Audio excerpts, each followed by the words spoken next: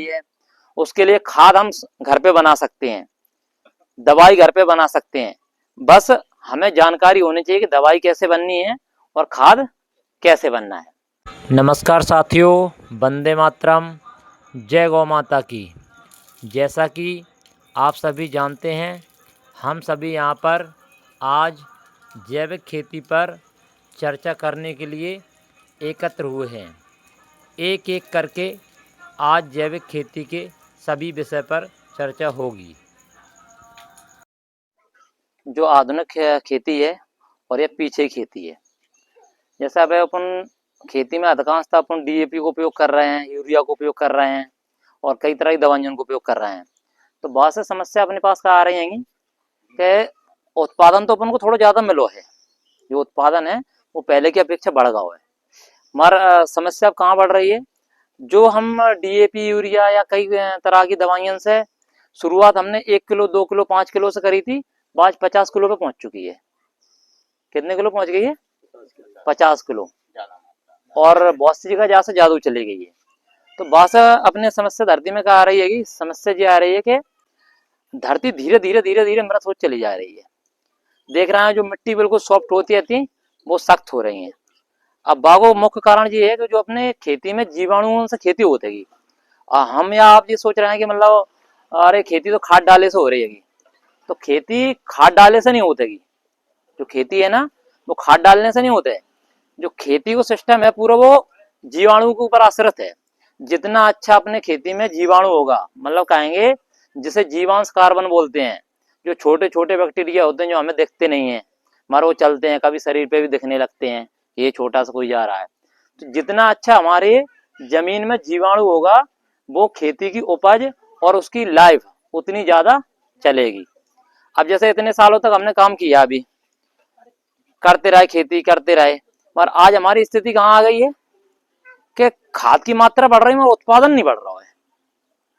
जैसे आज से 5 साल पहले अपन या 10 साल पहले अपन 1 एकड़ की बात करें तो 20 कुंटल 16 कुंटल के आसपास पहुंच गए थे, मगर आज वहीं स्थिर है। पर खाद की मात्रा जबकि 5 गुना हो गई। मतलब कहाँ जब 1 एकड़ में 25 किलो खाद, हाँ, 1 कुंटल डाल रहा है, मगर उत्पादन उतना ही है। भाव कारण ये है कि जैसे कोई दवाई की जब शुरुआत करी जाती है तो वो दवाई शरीर में पहले फायदा कराते है, फिर शरीर को दवाई की हैबिट पड़ जाते है तो फिर वो दवाई काम नहीं करत बॉडी पे। उदाहरण के लिए शुगर की गोली शुरू में शुगर के मरीज को फायदा करा लगा, शुगर ठीक हो रही है, मगर धीरे धीरे धीरे धीरे शुगर की गोली बाकी लाने ऐसी बन जाती है कि जब बाकी प्राण छूटेंगे तभी वो गोली छूटेगी। प्राण छूटने से पहले गोली नहीं छूट रही है। सत्यता है कि नहीं? कोई अगर शुगर हो साथ वैसे ना हो, ईश्वर करे। तो विषय ये है पूरा कि अपन जैविक खेती की ओर आवे। और जैविक खेती कैसे कर सकते? जैविक खेती बहुत आसान है। उसके लाने सरकार भी कई योजनाएं चला रही है कि मतलब जैविक खेती कैसे करें, कई प्रशिक्षण शिविर भी लगा रही है। उसके लिए खाद हम घर, अब जैसे किसानों के पास सबसे बड़ी जो समस्या आ रही है वो खरपतवार की है आज के समय में। और इसी खरपतवार के कारण ही किसान खेतों में दवाई ज्यादा डाल रहा है कि भाई ये खरपतवार निकल रहे हैं। उन्हें हम कल्टीवेट भी करते हैं मगर तब भी वो खत्म नहीं होते, कारण वो उनका टाइम था। और यदि उन्हें हम समय से पहले ही थोड़ा उगा के खत्म कर दें खेत में, तो एक तरीका ये है। दूसरा तरीका, जो हमारे खेत में खरपतवार निकल रहा है, यदि हम कर सके मेहनत, उसकी कटिंग करें, कटिंग करके खेत की मेड़ पर डाल दें। और कब कटिंग करना? बीज निकलने से पहले। बीज यदि निकल आया तो फिर आप अगर उसको फिर दूसरे विधि से खेत में डालेंगे तो फिर अगले साल उससे 10 गुना खरपतवार होगा। बीज निकलने से पहले उसकी हम कटिंग कराएं और उसको खेत की मेड़ पर डाल दें। खेत की मेड़ पे हमने 10 या 5 दिन या 3 दिन जैसी खरपतवार की आयु हो कि उसका पानी मर जाए और उसको सूखने दें। फिर हमने की फसल की बुवाई। जब हमारे फसल की बुवाई हो जाए तो जो बीच बीच में हमने देखते हैं जगह बचती है, फसल के बीच में जो हमारी कुड़ी चलती है नारी वाली, उसके बीच में जगह बचती है, तो उस खरपतवार को आप फसल के बीचों बीच में डलवाएं। तो उससे 2 लाभ होंगे। एक तो जो हमारी धरती है, धरती में जो जीवाणु बनते हैं तो उस पर क्या डायरेक्ट धूप पड़ती है तो वो जीवाणु मरते हैं।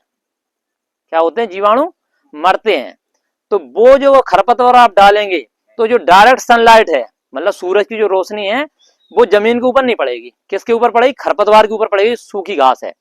तो एक तरीके की हमने उन्हें छत दे दी है जीवाणुओं को। तो जो जीवाणु हमारे 5 गुना या 10 गुना काम कर रहे थे, फिर वो 100 गुना काम करेंगे। मतलब जो मिट्टी को भुरभुरी करने में थोड़ी सी मेहनत कर पा रहे थे, और वो जैसे ऊपरी सतह पे आते थे वो धूप से मर जाते थे, वो फिर उसके नीचे हैं।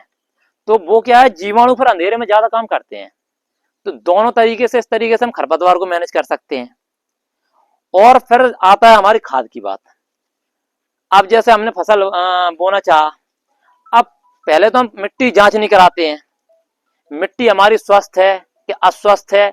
हमने तो मन में आया कि हमें राई लगानी है, राई के बाजार से बीज लिया और हमने खेत को जोता और खेत को बो दिया, जबकि हमने उसका स्वास्थ्य चेक ही नहीं किया कि हमारी मिट्टी सरसों उगाने के लिए तैयार भी थी कि नहीं थी। 5-10 रुपए में जांच होती है मिट्टी की, आपके बरगो सागर में भी हो जाती होगी। तो फसल की बुवाई से पहले मिट्टी की जांच जरूर कराएं, और यदि पानी खा रहा है तो पानी की भी जांच कराएं, पानी की भी जांच कराएं। जब सामान्य हमारा उसका पीएच हो, तभी हम मिट्टी में अपने बीज को डालें। अब ये नहीं मिट्टी हमारी बीमार है, उसको कार्बन की कमी है, उसको बोरोन की कमी है, उसको सल्फर की कमी है, और हमने लगा दी सरसों। अब आपने कहा वहां से बीज तो लाए थे, भाई साहब ने कहा था वो 20 क्विंटल निकलना था, वो निकला नहीं। तो वो कारण यही है, हमने बीमार मिट्टी को बीज दे दिया है। उसकी जांच करानी है हमें, और जांच करा के बीज डालना है। जब हमारी मिट्टी स्वस्थ हो जाए, समझ लो बोरोन की कमी है, बोरोन की पूर्ति कीजिए, कार्बन की कमी है तो कार्बन की पूर्ति करें, तब आप बीज की बुवाई करें, तब उत्पादन आपको निकलेगा और आपकी फसल बीमार भी नहीं होगी। अभी जैसे कोई अस्वस्थ व्यक्ति हो, उसको आप अनार खिलाओ, जूस खिलाओ, कुछ भी खिलाओ, उसके शरीर में लगेगा ही नहीं, क्योंकि वो अंदर से बीमार है। तो पहले हमें मिट्टी को स्वस्थ करना है, उसके बाद ही जमीन में हमें बीज देना है। ये नहीं कुछ भी हमने अपने मन से लिया और बीज हमने डाल दिया। और बीज बोने से पहले हमें क्या करना है, बीज बोने से पहले हमें उसका उपचार करना है। ऐसा नहीं कि हम बाजार से बीज लाए और उसको हमने डायरेक्ट खेत में लगा दिया। डायरेक्ट हमें खेत में नहीं लगाना है, हमें पहले उसको बीज को उपचारित करना है। अब बीज को उपचारित कैसे करेंगे, जैसे अभी श्रीमान जी जीवामृत की चर्चा कर रहे थे, तो बीज को जीवामृत से भी उपचारित किया जा सकता है। बीज हमने लिया, एक कपड़े में बांधा, जीवामृत में डुबोया, डुबोने के बाद उसको छांव में सुखाया, और जब वो पूरे तरीके से सूख जाए, सूखने के बाद उससे हम खेत में लगाएं। तो वो बीज फिर जब जमीन में जाएगा, यदि कोई बैक्टीरिया ऐसा है जो बीज को खाता है, वो बीज को नहीं खा पाएगा, क्योंकि वो उपचारित है।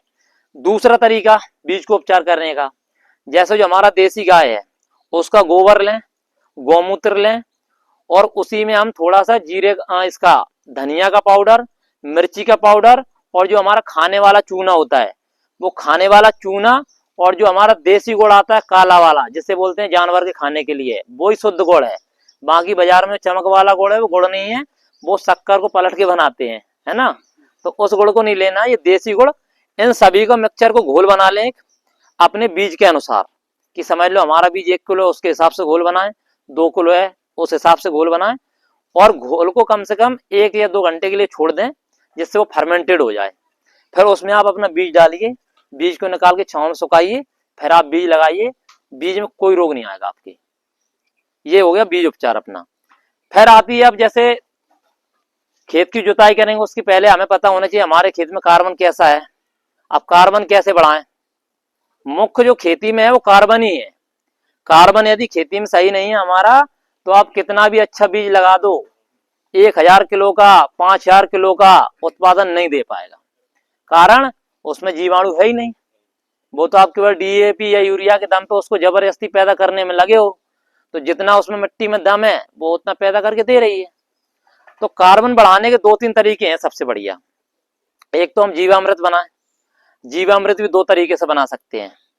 पहला, जैसे कि हमने एक ड्रम लिया, उसमें 200 लीटर हमने डाला पानी, 200 या बड़ा ड्रम है तो ज्यादा ही पानी डाल सकते हैं। फिर हम लेंगे गुड़ देसी, और बेसन मिल जाए तो उत्तम है, बेसन नहीं है तो जो भी आपके पास आटा हो, सड़ा गला खराब, जो कोई उपयोग में नहीं हो, वो आटा। तो ये जीवामृत होगा हमारा 90 दिन में तैयार। कैसे तैयार करें, कितना डोज हमें देना है, वो अगर डायरी हो तो नोट भी कर लीजिए, और नहीं है तो याद रख लेना। हमें पहला डोज 6 किलो गुड़, 6 किलो आटा, और जंगल की मिट्टी। यदि हमारे आसपास जंगल है जहां कहीं छेड़छाड़ नहीं होती है, वहां से जंगल की मिट्टी लेके आनी है 10 से 15 किलो। वो मिट्टी उस ड्रम में डालना है, 6 किलो गुड़ डालना है, 6 किलो आटा डालना है और उसको सूर्य की दिशा में, सूरज निकलता है हमारा पूरब में और ऐसे घूमते हुए पश्चिम की ओर जाता है, तो इस तरीके से उसे हमें 5 मिनट सुबह 5 मिनट शाम, ज्यादा भी घुमा सकते हैं, कोई दिक्कत नहीं है, घुमाएंगे। फिर 15 दिन बाद सेम डोज, 6 किलो गुड़ 6 किलो आटा हम उसमें फिर डालेंगे, सेकेंड डोज हो गया है। फिर 15 दिन बाद ये डोज हम करेंगे कम, 5 किलो गुड़ 5 किलो आटा। फिर 15 दिन बाद 5 किलो गुड़ 5 किलो आटा, ये आपका हो गया लगभग 22 किलो के आसपास। फिर 15 दिन बाद इसमें हम देंगे 3 किलो गुड़ 3 किलो आटा। फिर 15 दिन बाद 3 किलो गुड़ 3 किलो आटा, लगभग 28 किलो गुड़ लगेगा, 28 किलो आटा लगेगा। जंगल की मिट्टी एक ही बार देनी है, बार बार नहीं देनी है, और इसको कंटिन्यू चलाते रहेंगे। ये आपका 75 से 90 दिन के बीच में तैयार होता है। जैसे ही इसमें आपको खुशबू आने लगे, बढ़िया स्मेल आपको लगे, आनंद आ गया खुशबू से, समझ लो तैयार हो गया है। हो सकता है 75 दिन में भी हो सकता है, 75 से 90 दिन में परफेक्ट तैयार हो जाता है। और जब आप उसे चलाएंगे तो उसमें बुलबुले निकलेंगे, मतलब ऑक्सीजन दिखेगी आपको, तो समझ लिए परफेक्ट बन रहा है। और बुलबुले यदि नहीं छूट रहे हैं तो समझ लो उसमें जीवाणु आपके मृत हो रहे हैं, या तो आप उसको ठीक से चला नहीं रहे हैं, या डोज आप गलत तरीके से दे रहे हैं। इसको आप मात्र 20 लीटर 1 एकड़ में इस्तेमाल करेंगे। कितना? 20 लीटर एक फसल के लिए। जब हम खेत का पलेवा करते हैं, पानी छोड़ते हैं, तब दे सकते हैं, या उससे पहले डब्बों से छिड़काव कर सकते हैं। 2 तरीके हैं। दूसरा जीवामृत, दूसरा जीवामृत हम जैसे कि गोबर गौमूत्र, 10 किलो गोबर 10 लीटर गौमूत्र, 2 किलो बेसन 2 किलो गुड़ और जंगल की मिट्टी 3 या 4 किलो, 5 किलो भी ले सकते हैं। इसको अपन पूरा मिक्स करेंगे और 150 से 200 लीटर पानी में डाल देंगे। ये आपका 15 दिन में बन के तैयार हो जाएगा। इसको भी सुबह शाम चलाएंगे। और ये आपका जो पूरा ड्रम है वो 1 एकड़ का डोज है, और वो जो एक ड्रम बनेगा पहले हमने बताया वो 5 एकड़ का डोज है एक फसल का। साल में 2 बार इसको छोड़ सकते हैं। अब ये करेगा कि आपकी जमीन में जाके, ये जो आपके जीवाणु मृत हो गए हैं जमीन में, डीएपी यूरिया दवाई डाल डाल के जीवाणु खत्म हो गए हैं, मतलब बैक्टीरिया खत्म हो चुके हैं। केवल डीएपी यूरिया डालने की वजह से हमारी फसल हो रही है, बाकी उसमें कुछ दम बचा नहीं है जमीन में। तो ये जीवाणुओं को बढ़ाएगा, धीरे धीरे जीवाणुओं को बढ़ाएगा। अब जैसे जीवाणु हमने डेवलप कर लिया, अब जैसे जब आपकी फसल नहीं लगी है, पर भोजन तो तब भी चाहिए जीवाणु को, तो किसान क्या गलती कर रहा है, जैसे धान की खेती की या गेहूं की खेती की, तो वो क्या करता है, फसल का जो अवशेष बचता है हमारा कटिंग नीचे की, उसमें वो आग लगा देता है। लगाता है कि नहीं लगाता है? जब वो आग लगाता है तो जो जीवाणु हमने साल भर में बनाया था देसी खाद लगा के, वो जीवाणु उसी समय मर जाता है आग के तपन के कारण। तो हमें आग नहीं लगानी है, उसको जो वेस्टेज है उसी में रोटावेटर के माध्यम से कल्टीवेट कर देना है और फिर जीवामृत छोड़ देना है। तो आप देखेंगे 1 महीने के अंदर ही आपका वो जो वेस्टेज था वो बिल्कुल पूरी तरीके से गल जाएगा मिट्टी के अंदर। वो आपका जीवांश कार्बन और तेजी से बढ़ाएगा। किसी भी फसल अवशेष को हमें आग नहीं लगानी है, उसको मैनेज करना है हमें। खरपतवार है, खरपतवार पे दवाई नहीं डालनी है, उसको भी हमें मैनेज करना है। ये नहीं हमने खरपतवार देखा दवाई लेके आया और उसको चला दिया। दवाई तो मार रहे हैं, मगर जितना हमने जीवामृत लगा के उसमें जीवांश कार्बन खड़ा किया था, जितना भी जीवाणु हमने बढ़ाया था, वो एक बार एक झटके में खत्म। अगर हम दवाई डाल रहे हैं तो जैविक खेती कभी हो ही नहीं पाएगी। फिर आती है, ये तो हो गई हमारी खाद की बात। जैसे कच्चा घूड़ा सभी के घर पे होता है, क्योंकि पशुधन हमारे पास है, तो कच्चा घूड़ा सभी के पास होता है। अब किसान यहाँ पे बहुत बड़ी गलती कर रहा है खरपतवार पैदा करने में। क्या गलती कर रहा है? साल भर घूरे को स्टोर करता है और साल भर बाद स्टोर करने के बाद सीधा खेत में डाल देता है। कब डालता है? गर्मियों में। थोड़ा बहुत जो कंपोस्ट उसमें हुआ था, जो जीवाणु बना था, तो वो कम से कम 4 महीने धूप में पड़ा रहा, उसके सारे जीवाणु खत्म। वो बन चुका है मिट्टी से ही बदतर, मतलब वो अब बन चुका है रोग। वो आपकी फसल में फंगस लेके आएगा और कई प्रकार के रोग भी लेके आएगा जो आपने कच्चा घूरा डाला है। तो उसको हमें कंपोस्ट करना है घर पे, और वो बहुत कम समय में कंपोस्ट होता है। उसके लिए हमें क्या करना है, जैसे हम गोल घूरा बनाते हैं, हम गोल नहीं बनाएंगे, हम बनाएंगे लंबा, करीब 1 से 1.5 फुट या 2 फुट गहरा और 3 या 4 फुट चौड़ा। कितना? 3 या 4, और लंबा 10 से 12 फीट, या अपने पास ज्यादा जगह है तो लंबाई हम कितनी भी कर सकते हैं, लंबाई में कोई दिक्कत नहीं है। और उसकी हाइट कितनी रखेंगे हम? हाइट रखेंगे मात्र 1.5 से 2 फुट जमीन के अंदर और 2 से 3 फुट जमीन से ऊपर। और कैसी जगह रखेंगे? जहां पे छांव हो। यदि छांव की व्यवस्था नहीं है तो उसके ऊपर जो हमने बताया था खेत का जो वेस्टेज है उसे सुखा के उसी के ऊपर अपन डालेंगे और उसमें नमी मेंटेन करेंगे। नमी मेंटेन करने के बाद क्या करेंगे? जो हमने जीवामृत बनाया है उस पर थोड़ा छिड़काव कर दें 2-4 लीटर का और 15 दिन बाद उसकी अपन कटिंग करें, फिर उसको वहीं के वहीं छोड़ दें। फिर 15 दिन बाद उस पर जीवामृत डाल के फिर उसकी कटिंग करें, फिर वैसे ही के वैसे लगा दें। ऐसा आप जब 2 से 3 महीने करेंगे तो 2 से 3 महीने के बीच में वो पता कैसा बन जाएगा? चाय पत्ती है, चाय पीते होंगे सभी चाय तो पीते होंगे सभी, तो वो चाय की तरह बन जाएगा, चाय पत्ती की तरह है। जैसे आप उसको पकड़ेंगे उसका एक लड्डू टाइप का बन जाएगा और जैसे आप जमीन पर छोड़ेंगे वो फूट जाएगा। तो वो है हमारा शुद्ध कंपोस्ट। उसको आप खेत में डालेंगे तो उसको डालने से आपके खेत में खरपतवार नहीं निकलेंगे। हम क्या गलती कर रहे हैं? कूड़ा अपना इकट्ठा करते हैं साल भर और उसको खेत में डालते हैं। आप कभी भी नोटिस करना, जिस जगह हम अपना कूड़ा जो डालते हैं गोबर, वहां पे खरपतवार सबसे ज्यादा निकलता है।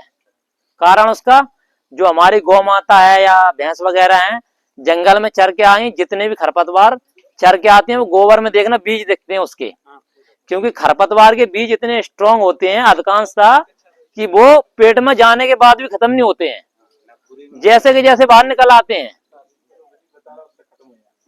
तो आप जब कंपोस्ट करके डालेंगे तो खरपतवार के लिए जो हमें दवाई डालनी पड़ रही वो बिल्कुल नहीं डालनी पड़ेगी, क्योंकि वो आप कंपोस्ट करेंगे 90% खरपतवार के बीज उसमें कंपोस्ट हो जाएंगे। 5-10% निकलेंगे खेत में, वो ऐसे होंगे जो फसल को आपको नुकसान नहीं कर पाएंगे। बहुत सूक्ष्म होंगे, छोटे होंगे, 3 से 4 इंच हाइट होगी, कहीं एक आध कोई निकलता है तो उसको अपन हाथ से निकाल सकते हैं। तो ये खरपतवार आराम से मैनेज हो जाएगा और ये आपका हो गया खाद बनाने का तरीका। अब आती है कीटनाशक। जैसे मान लो कोई चीज अच्छी है तो उसकी ओर सभी आकर्षित होते हैं। जब हम जैविक खेती करेंगे तो हमारी जो फसल है वो सबसे ज्यादा स्वादिष्ट होगी, उसका स्वाद बहुत अच्छा होगा। तो जितने भी प्रकृति के कीट हैंगे वो सारे आपकी फसल पर अटैक करेंगे। अब उसको भी मैनेजमेंट हमें करना पड़ेगा। तो उसको मैनेजमेंट करने के लिए सबसे अच्छा उपाय है, जिन्हें हम खरपतवार समझ रहे हैं, विषैले खरपतवार। विषैले खरपतवार की जैसे कि आपको कुछ नाम बता देते हैं हम। जैसे हमारा धतूरा हुआ, विषैला होता है। आंकड़ा जिसे कौआ बोलते हैं, गाजर घास, बेशरम, तम्बाकू के पत्ते। तो ऐसे करीब 10-12 खरपतवार हमारे गांव में और हमारे खेत में होते हैं। उनको हमें लेके आना है करीब 2-2 किलो। जिनको जानवर नहीं खाते वो विषैले खरपतवार हैं। जो जानवर हमारे नहीं खाते वो विषैले खरपतवार हैं, उनको करीब 2-2 किलो लेके आना है। और इसमें आप नीम भी शामिल कर सकते हैं, क्योंकि नीम होता तो खाने योग्य भी है, पशु भी खाते हैं, मगर फिर भी ये कड़वे की शैली में आता है। ठीक है, तो इसको भी आप शामिल कर सकते हैं। तो 2-2 किलो लेके आना है। ऐसा करीब 20 किलो हमें मटेरियल तैयार करना है और उसको यदि संभव हो जाए तो उसको कुचरिए, और यदि संभव नहीं है कुचड़ना तो आप उसको क्या करेंगे, जो मशीन होती है चारा काटने की, उस मशीन से आप उसको कतर दीजिए और थोड़ा बहुत कूट दीजिए। और उसको अपने गौमूत्र होता है, देखो गौमूत्र सबसे अच्छा होता है देसी गाय का। देसी गाय नहीं हो तो विकल्प का आप कुछ भी ले सकते हैं, भैंस का, पड़े का, बैल का, किसी का भी ले सकते हैं। देसी गाय का हो तो सबसे अच्छा है। ठीक है, तो फिर यदि हमें अर्जेंटली चाहिए, मान लो रोग आ चुका है और हमें जल्दी चाहिए, तो उसके लिए तो हमने जो खरपतवार लिया उसमें करीब 20 लीटर गौमूत्र हमने डाला और डाल के हमने उसको गर्म करने के लिए रख दिया। गर्म उसको हम इतना करेंगे जितना हमने मटेरियल डाला वो आधा बचे, और उसको फिर ठंडा करके अपना किसी भी चीज में भर के आप रख लीजिए। उसकी डोज हम 50 ml से चालू करेंगे फसल पे। अब किसान गलती कहाँ पे करता है, क्या बोलता है कि वो तो हमने देखा था कि ऐसा जैविक कीटनाशक बनाना है और हमने फसल पे दिया, हमारी तो फसल जल गई। अब उसका कारण है, हमने अभी सहन शक्ति वाली बात बताई थी कि मतलब सभी व्यक्ति की सहन शक्ति अलग अलग है, ऐसे ही सभी फसलों की सहन शक्ति अलग अलग है। तो हमें 50 ml से शुरुआत करनी है। 50 ml एक टंकी में मिक्स करके हम स्प्रे करके देखेंगे, फसल को कोई नुकसान नहीं है। 100 ml करेंगे, 100 में नुकसान नहीं है। 150 करेंगे, 150 में नुकसान नहीं है। 200, लास्ट 250 ml है। 250 ml से ऊपर कोई फसल सहन नहीं कर पाएगी, और यदि सहन कर पा रही है तो ये समझ लो कीटनाशक सही नहीं बना है।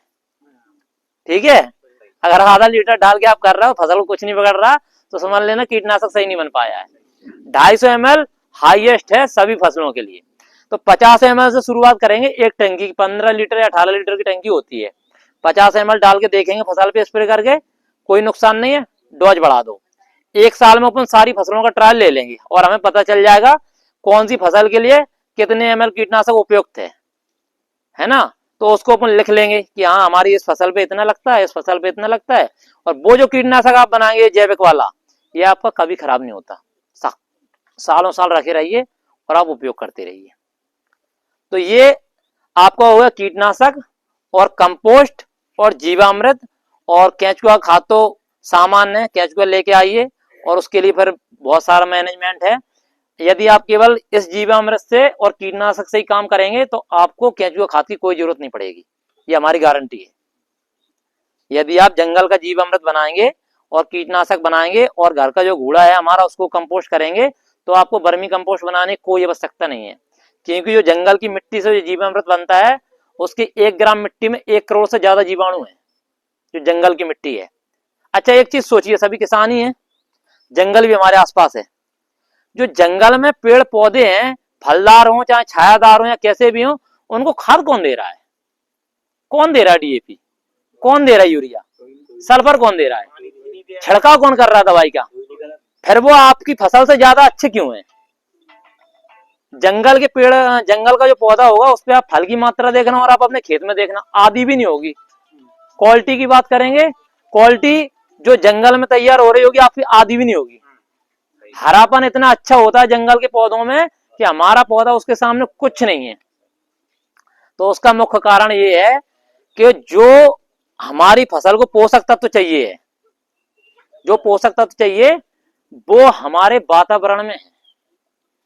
95 से लेके 97%, कितने परसेंट? 95 से 97% पोषक तत्व हमारे वातावरण में है। उन्हें केवल धरती पर उतार के फसल तक पहुंचाने की जरूरत है। तो वो जो जीवाणु होता है वो होता है राइजोबियम। राइजोबियम नामक एक जीवाणु होता है, उसका काम यही है कि जो वातावरण में जितने पोषक तत्व हैं उनको एडॉप्ट करके और उनको चेंज करके फसल को पहुंचाना। तो हमने क्या किया, डीएपी यूरिया डाल के, कई कीटनाशक डाल के उस राइजोबियम को समाप्त कर दिया है। तो हमें बस केवल जैविक खेती करके जैविक खाद डाल के उस राइजोबियम को एक्टिव करना है। जैसे ही वो एक्टिव होगा आपकी फसल जंगल की तरह हो जाएगी। जैसे जंगल में कोई दवा की जरूरत नहीं है, कोई खाद की जरूरत नहीं है, तो वो फिर आपका काम करेगा यही जो हम जीवाणु दे रहे हैं, जीवामृत, ये सारी चीजें। जैसे ही राइजोबियम डेवलप हुआ आपकी जमीन में, फिर समझ लीजिए आपकी सारी समस्याओं का समाधान हो जाएगा। बस गलती ये नहीं करना है कि कभी फसल में हमारी कोई समस्या आई और हमने 10 साल मेहनत की और बीच में एक बार लालच में आके हमने कीटनाशक डाल दिया। जिस दिन आप कीटनाशक डालेंगे उसी दिन आपकी 10 साल की मेहनत 1 सेकंड में समाप्त हो जाएगी। उस टाइम हमें धैर्य रखना है और जो काम हम कर रहे हैं उसी में हमें तल्लीन रहना है। क्योंकि कभी कभी प्राकृतिक व्यवस्था का एक ऐसा प्रकोप आता है कि उसमें इंसान कुछ नहीं कर पाता है, तो उसको हमें सहन करना ही करना होगा। उस समय हमें सहन करना ही करना होगा। ये नहीं सोचना है कि भाई साहब अब तो हमें बाजार की चीजें अडॉप्ट करनी होगी। आपने 10 साल मेहनत की और एक बार गलती की, वो 10 साल की मेहनत खत्म, फिर शुरू से ABCD चालू। अब आते हैं, ये तो हो गया आपका जो खाद हम तैयार करते हैं वो, और जो हमारा बीजों से हमें उपचार करना है वो, और दवाई कैसे बननी है वो। अब आते हैं अपन खेती के कॉन्सेप्ट है। खेती हमें कैसे करनी है, मल्टी क्रॉप में कैसे जाना है। किसान अभी नुकसान क्यों उठा रहा है, उसका कारण है सिंगल क्रॉप। सिंगल क्रॉप यानी कि जैसे हमने खेत में सरसों लगाया तो सरसों ही लगा के छोड़ दिया, अब सरसों में रोग आया, सरसों खत्म हो गई, किसान बैठ गया। तो खेत में हमें कभी सिंगल क्रॉप नहीं करनी है, हमेशा मल्टी क्रॉप पे काम करना है। हमारा फसलों का मैनेजमेंट इस तरीके का होना चाहिए कि हमारी 2 से 3 या 4 से 5 फसलें एक साथ एक ही खेत में एक ही समय अवधि में चलें, ना कि अलग अलग। तो उसके लिए हमें करना पड़ेगा मल्टी क्रॉप पे काम। जैसे आपके क्षेत्र में हल्दी होती है ना हल्दी, तो चलिए हल्दी का ही कॉन्सेप्ट आपको हम बताते हैं कि हल्दी कैसे करना है। जैसे हल्दी हम बेड पे ही लगाते हैं सभी लोग, हल्दी कितने दिन में निकलती है जमीन में लगाने के बाद? हाँ, 15 से 25 दिन में, 15 मिनिमम, हाईएस्ट 25। 25 से ऊपर अगर नहीं निकल रही तो वो पौधा निकल नहीं रहा है। धनिया की फसल कितने दिन की है?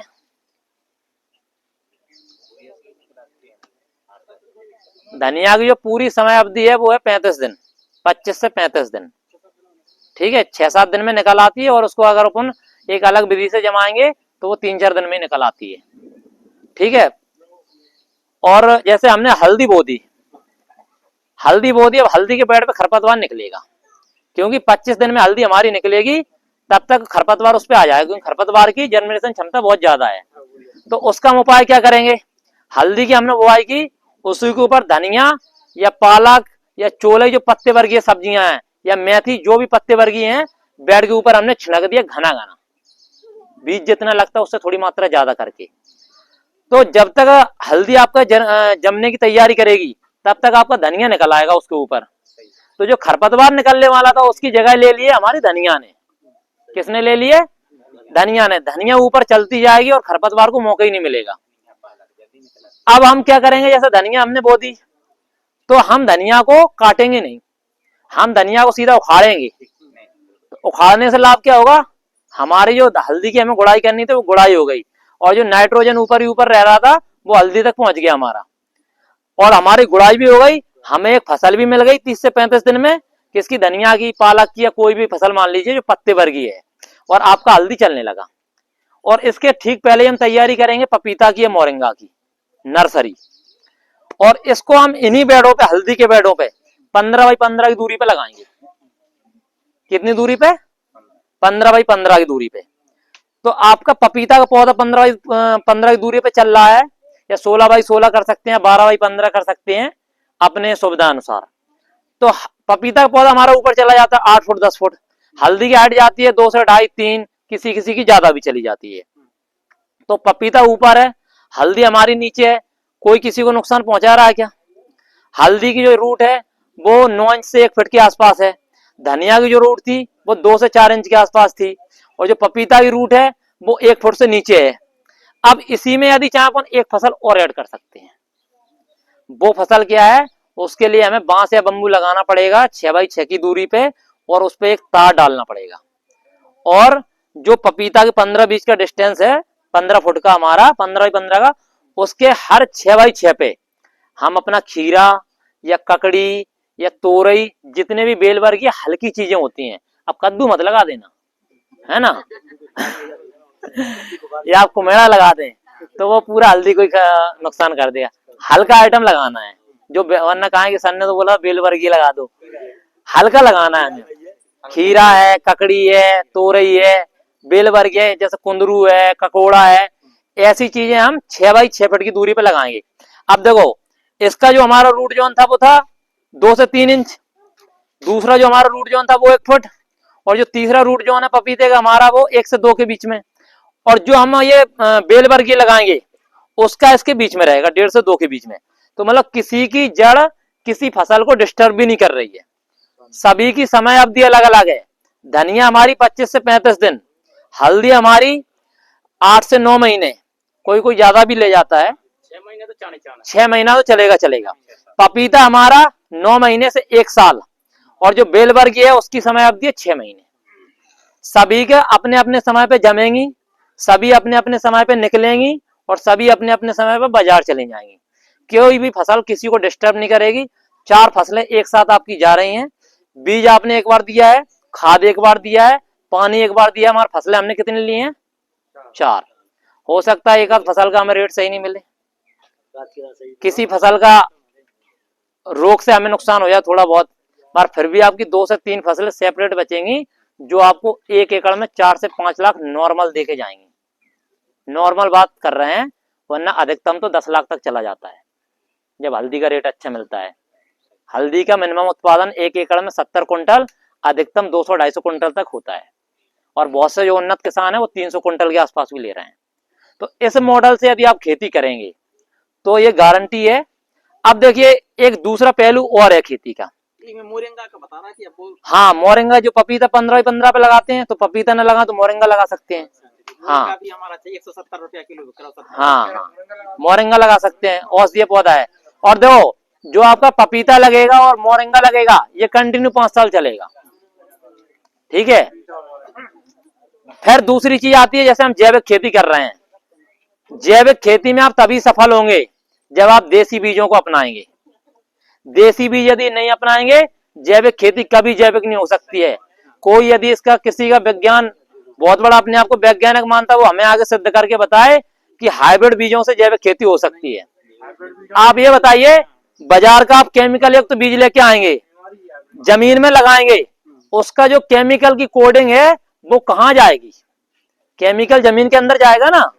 जब वो जमीन के अंदर केमिकल जाएगा तो फिर वो जैविक बचेगा कहाँ? उसके जीवाणु तो वो केमिकल से समाप्त हो जाएंगे। तो हमें देसी बीजों को भी अपनाना होगा जैविक खेती के साथ साथ। और इसका लाभ क्या होगा? लाभ ये होगा कि जब आप जैविक करेंगे तो देखो, जो बीज हमारा देसी है, एक बार आपने बीज जमीन में दिया, अगले साल आपका निकला, वो निरंतर चलता रहेगा, वो बीज कभी समाप्त नहीं होगा। और बाजार से आपको हर साल बीज खरीदना पड़ेगा, खरीदना पड़ेगा कि नहीं? तो देखो, हमारा खाद घर का हो गया, बीज हमारा घर का हो गया, दवाई हमारी घर की हो गई, मतलब 70% खर्चा हमारा बच चुका है।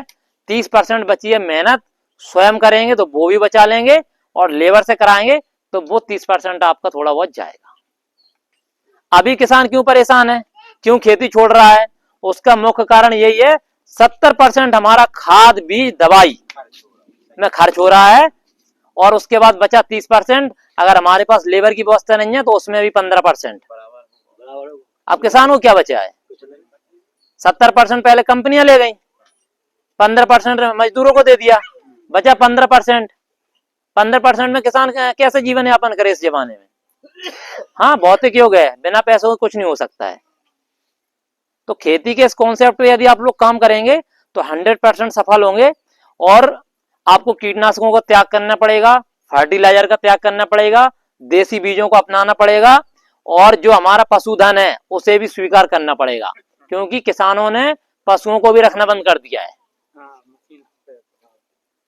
1-2 पशु तो हमें जैविक खेती करने के लिए रखने पड़ेंगे, और कोशिश रहे हमारी देसी गाय हमारे घर में हो।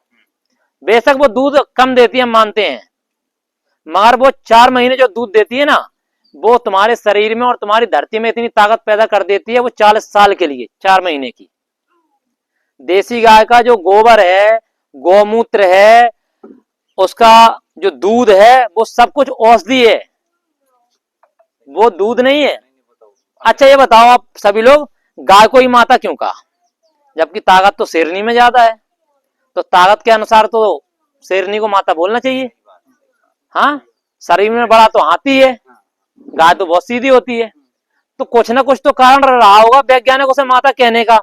उसका कारण यही है, गाय का जो दूध, घी, मक्खन, अपना गोबर, गौमूत्र जितना भी है, सब कुछ औषधि है, बस हमें पता नहीं है। हमारे पूर्वजों को तो पता था, तो वो रखते थे, सेवा करते थे, दूध दे तब भी और दूध ना दे तब भी। अच्छा, दूध नहीं दे रही गाय, हमने माना, गोबर गौमूत्र दे रही है, उससे आप खेती करिए, खाद का बचेगा, एवरेज तो वही है, कहाँ नुकसान है? होने के लिए तो सभी जानवरों के गोबर से खेती हो सकती है, मगर जो देसी गाय के गोबर गौमूत्र से होगी, और जो परिणाम आएंगे वो अन्य जानवरों से नहीं आ सकते हैं। आप जैसे अभी समय कम ही लेंगे, अभी कैंसर की चर्चा हो रही थी, कोई भी पेशेंट आप कैंसर का ले आइए, गारंटी हमारी ठीक कर देंगे।